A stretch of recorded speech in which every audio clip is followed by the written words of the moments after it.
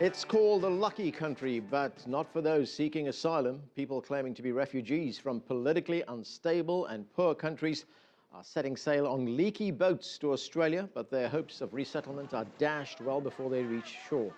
The new Conservative government, which came to power last year, has reopened 2 offshore detention centres, one in Papua New Guinea and another in Nauru, for processing refugee claims.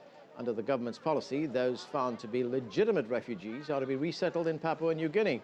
Despite polling showing broad public support for offshore processing, the practice has been criticised by human rights groups. A United Nations assessment accused Australia of almost 150 violations of international law for indefinitely detaining refugees. One refugee attorney labelled the detention centres Australia's Guantanamo Bay. One asylum seeker, an Iranian, was killed in riots that took place in Papua New Guinea, leading to renewed calls for a change in policy. But the government refuses to waver from its stand.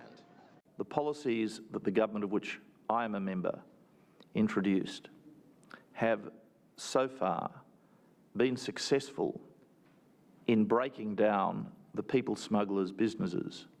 And what that has meant is that for more than 100 days now, there has been no attempted unlawful incursion of Australia's maritime borders by people smugglers.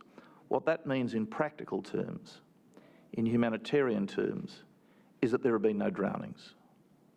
There was a time when a set of policies was in operation which seemed not to be very effective in dealing with the problem. More than 1,100 people drowned. More than 1,100 people, most of them women and children, drowned in the waters to the northwest of Australia.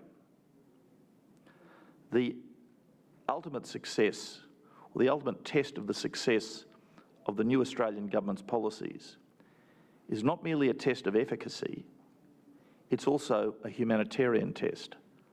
Have we solved a problem that has saved the lives of more than 1,000 people who perished?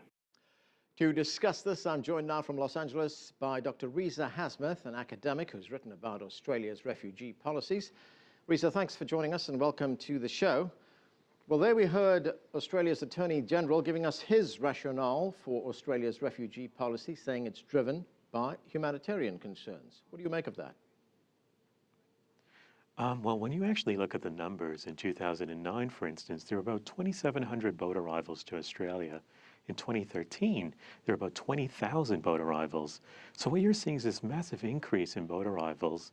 And as the Attorney General was saying, what you find is that, when you have this increase in boat arrivals, there's a greater risk to those individuals, to even facing death, getting to Australia's borders. So I think from that standpoint, there is a clear sort of proof to what he was saying there. We talk of political refugees, people who are seeking to get to another country because they're persecuted because of their political beliefs or their religion or the color of their skin. But there are also economic refugees, aren't there? People who are trying to escape poverty. What is the situation in Australia? Now, look, Australia is one of the most advanced immigration policies in the world. What we're focusing on right here is the asylum-seeking sort of refugees. So for economic migrants, for instance, there are other routes that they can actually take to come into Australia legally. And so when we do focus on the asylum seekers who are coming through the boats, that's a very small proportion of individuals migrating to, or attempting to migrate to Australia. When we look at the resettlement of refugees offshore by the Australian government, they're being settled in places like Papua New Guinea, as I mentioned. Nauru is another place where they're being settled.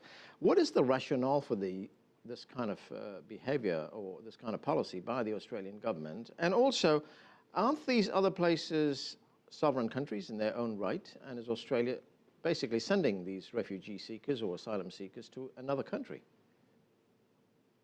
Well, for starters, what you find is that these countries are party to agreement with Australia. So it's not as though that these countries are doing it or being coerced to do this.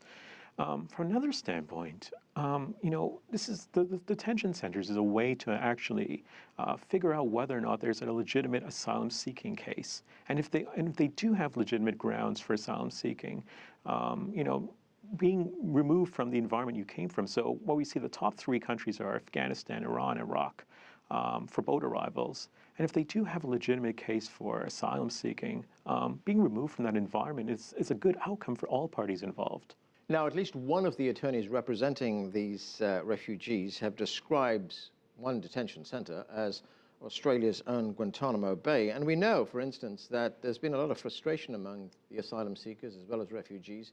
Many have tried to commit suicide. There were riots in one detention facility in February. An Iranian was killed there.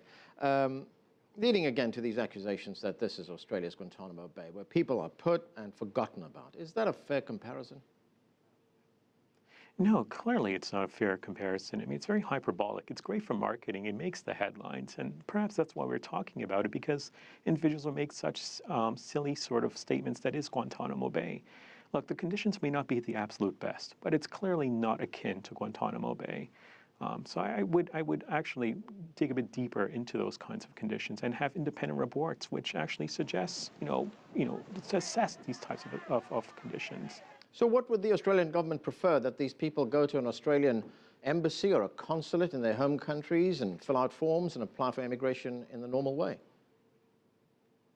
Yes, I mean, and in fact, what's really interesting is that, it's the smugglers who are profiting out of in this situation, and that's something that the Australian government is really attempting to curb, to have this increase in the rise of migrants coming in through the boats, but moreover, try and curb the smugglers taking advantage of individuals such as this. Dr. Riza Hasma, thanks for joining us.